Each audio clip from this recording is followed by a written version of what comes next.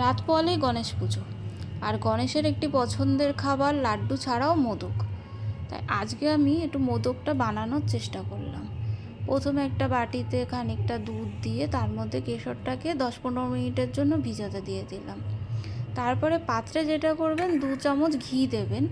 আমি নিজে যেহেতু একা একা ভিডিও করেছি আর রান্না করেছি, সেই জন্য ঘি দেওয়াটা আমি স্কিপ করে গেছি।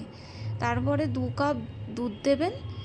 দুধটা যখন ফুটছিল আমি সেই ফাঁকে কাজুগুলোকে নিয়ে কাজুটাকে গুঁড়ো করে নিয়েছি।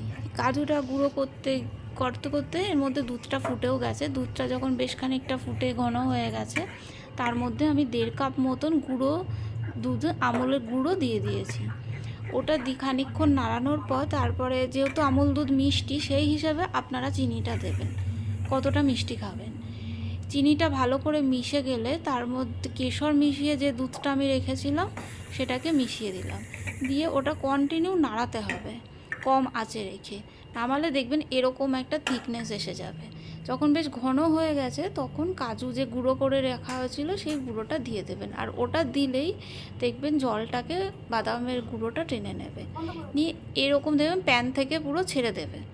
দিলে নামানোর আগে 8 চামচ মতন অল্প একটু ঘি দিয়ে নাড়িয়ে ওটাকে ঠান্ডা করার জন্য নামিয়ে নেবেন। নামিয়ে এরকম কোনো ছড়ানো পাত্রে ঢেলে রাখবেন। আমি যাতে লেগে না যায় সেই জন্য একটু পাত্রে ঘিটা লাগিয়ে নিয়েছিলাম, ওটা আপনারা নাও দিতে পারেন।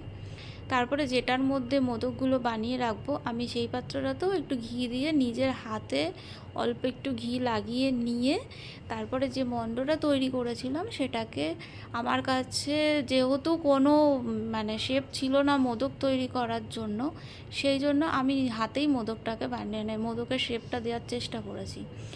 ওটাকে নিয়ে হাতে গোল করে, যেমনভাবে নাড়ু গোল করে নিয়ে মাঝখানটা ফাঁকা করে আমি ওর মধ্যে কিছুটা কাজু ছোট ছোট করে কেটে নিয়েছিলাম, সেই কাজুটা ওর ভেতরে পুর দিয়েছি। দিয়ে ওটাকে মোদক যেমন দেখতে হয় হাত দিয়ে চেষ্টা করেছি খানিকটা ওই শেপ আনা। তারপরে যেহেতু আমার কাছে বললাম